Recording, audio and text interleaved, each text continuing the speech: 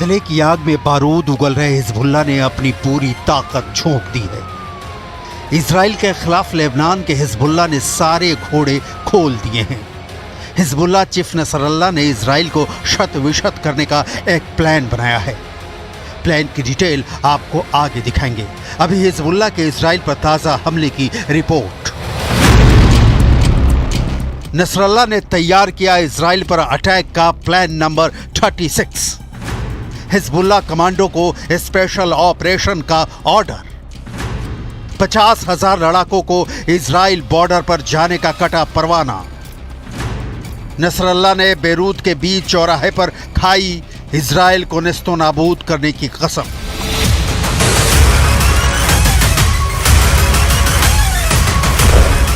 Lebanon में धमाकों की गूंज से हिजबुल्लाह हिल गया है। ऐसा हमला होगा दुश्मन दिखेगा भी नहीं और पूरे लेबनान में खौफ तांडव करेगा। हिजबुल्लाह ने कभी सपने में भी नहीं सोचा होगा। लेकिन अब खून से देश सन रहा है तो हलचल मच गई है। हमास के सपोर्ट में रॉकेट बरसाते बरसाते लेबनान खुद ही युद्ध मोर्चे पर खड़ा है और साथ देने के लिए जो आने वाला है वो खुद ही लहूलुहान है, यानी ईरान। ईरान हिजबुल्लाह के लिए क्या कर सकता है, इसकी डिटेल आपको आगे दिखाएंगे। लेबनान की सीमा पर मारे गए इजराइल के 2 सैनिक। हिजबुल्लाह ने कर दिया इजराइल के खिलाफ एयर स्ट्राइक। हिजबुल्लाह ने इजराइल के खिलाफ फायर किया 100 रॉकेट।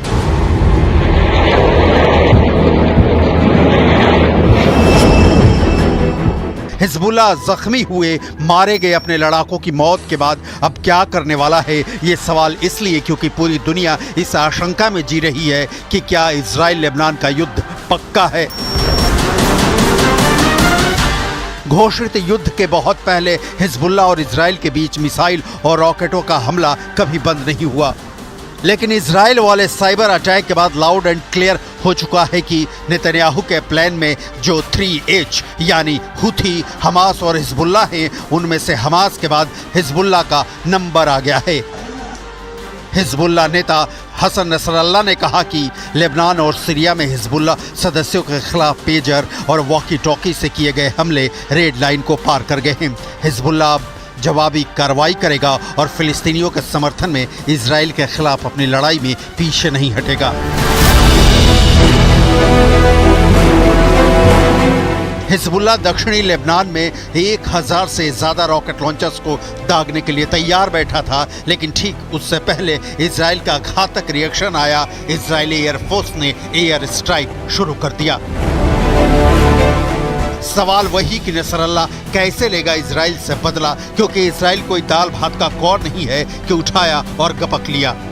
हिजबुल्लाह जैसे संगठनों से लड़ने के लिए इजराइल ने वर्षों से संसाधन जुटा रखे हैं, हथियारों का जखीरा जमा कर रखा है।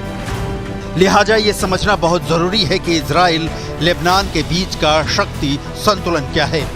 हिजबुल्लाह चीफ नसरल्लाह ने धमकी दी है कि ना मैं समय बताऊंगा, ना तरीका, ना ही जगह।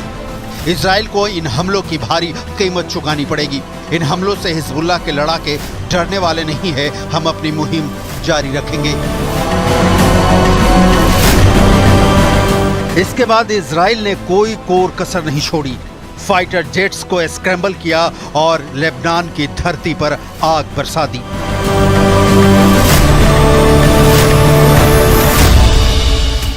इजराइल और लेबनान के बीच 130 किलोमीटर लंबी सीमा है।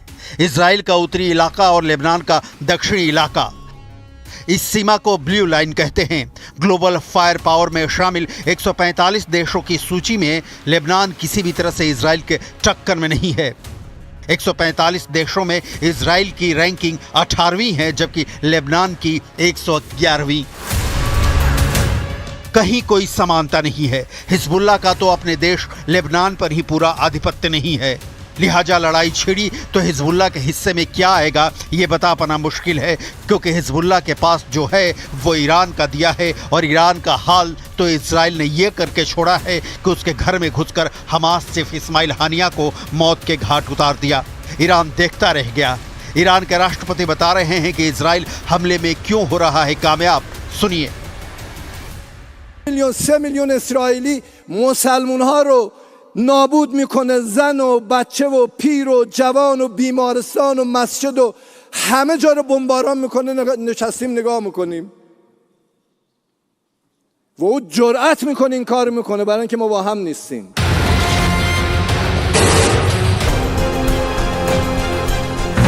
दो 2004 में हुए सैनिकों की अदला बदली में अपने 2 साथियों को नहीं छोड़ने के बाद 2006 में हिजबुल्लाह ने 2 इजरायली सैनिकों को उठा लिया और उससे बदले में अपने 3 साथियों को रिहा करने की मांग की। इस मांग को इजराइल ने अपनी बेइज्जती माना। इसके बाद इजराइल ने लेबनान में हवाई हमले किए और लेबनान के खिलाफ युद्ध छेड़ दिया। इसके बाद हिजबुल्लाह ने इजरायली सैनिकों इलाकों को अपनी मिसाइलों से निशाना बनाया जिन्हें इजरायली डिफेंस सिस्टम डिटेक्ट करने में असमर्थ था। इस युद्ध के दौरान इजराइल अरबों डॉलर खर्च करने के बाद भी कोई सफलता हासिल नहीं कर सका। दुनिया की सबसे मजबूत टैंक कही जाने वाली टैंक को भी हिजबुल्लाह ने नष्ट कर दिया और 3 हेलीकॉप्टरों, 20 टैंकों और 1 लड़ाकू पोत को नष्ट कर दिया। इस युद्ध में इजराइल को हिजबुल्लाह ने अपनी सैन्य क्षमता का बेहतरीन प्रदर्शन करते हुए इजराइल को पहली बार हार का स्वाद चखाया था। इसके बाद से ही इजराइल हिजबुल्लाह को ईरान के बाद अपना सबसे बड़ा दुश्मन मानता है। सवाल है क्या 2024 में युद्ध हुआ तो हिजबुल्लाह इजराइल को सबक सिखाने की सूरत में है? इस सवाल का जवाब आपको दोनों देशों की ताकत की तुलना से साफ हो जाएगा। लेबनान के पास एक्टिव सैन्य संख्या है मात्र 80,000। इजराइल के पास है 1,73,000 यानी 2 गुने से ज्यादा। इजराइल के पास रिजर्व फोर्स 4.65 लाख है जबकि लेबनान के पास है ही नहीं। इजराइल के पास 80,000 जवानों की पैरामिलिट्री फोर्स है जबकि लेबनान के पास सिर्फ 25,000 जवानों वाली पैरामिलिट्री फोर्स है। इजराइल के पास 601 एयरक्राफ्ट हैं जबकि लेबनान के पास सिर्फ 78। इजराइल के पास 241 फाइटर एयरक्राफ्ट हैं जबकि लेबनान के पास एक भी नहीं। इजराइल के पास 32 डेडिकेटेड अटैक एयरक्राफ्ट हैं, वहीं लेबनान के पास सिर्फ 9 हैं। इजराइल के पास ट्रांसपोर्ट एयरक्राफ्ट 86 हैं जबकि लेबनान के पास एक भी नहीं। इजराइल के पास 126 हेलीकॉप्टर्स हैं, लेबनान के पास सिर्फ 60। इजराइल के पास 2,200 टैंक्स हैं, लेबनान के पास सिर्फ 361। इजराइल के पास 300 मोबाइल रॉकेट प्रोजेक्टर्स हैं, लेबनान के पास सिर्फ 30। नौसेना में जहाज़ों और युद्धपोतों के मामले में लेबनान इजराइल से आगे है। इजराइल के पास 67 जहाज़ हैं जबकि लेबनान के पास इससे 19 ज़्यादा यानी 86 जंगी जहाज़ों का बेड़ा है। इजराइल के पास 56,290 आर्म्ड व्हीकल हैं, लेबनान के पास 9,864 बख्तरबंद वाहन हैं। इजराइल के पास 48 एयरपोर्ट्स हैं जबकि लेबनान के पास सिर्फ 8 ही हैं। इजराइल के पास 5 बंदरगाह हैं जबकि लेबनान के पास सिर्फ 2। इतनी लंबी चौड़ी संख्या बताने के पीछे का मकसद है कि एकदम क्लियर तौर पर समझा जा सके कि कौन किस पर भारी है। लेकिन 2006 के जंग के दौरान भी इजराइल ताकत के प्रदर्शन में लेबनान पर भारी था जब नतीजा इजराइल के पक्ष में नहीं निकला। इस वक्त हिजबुल्लाह मध्य पूर्व की सबसे मजबूत और प्रशिक्षित सेनाओं में से एक है और इजराइल चारों ओर से शत्रुओं से घिरा देश है। नेतन्याहू की दिमाग में यह भी साफ है कि 2006 के बाद हिजबुल्लाह से बदला पूरा करने का यही वक्त है, लेकिन इस बदले की चाहत में दोनों ओर से होने वाली मौतों की तादाद कितनी होगी ये बता पाना मुश्किल है। लेबनान में 17-18 सितंबर को पेजर और वॉकी टाकी में धमाके हुए थे। इनमें 37 लोगों की मौत हो गई थी और 2,300 से ज्यादा लोग घायल हुए थे। हिजबुल्लाह ने इन हमलों के लिए इजराइल को जिम्मेदार ठहराया है।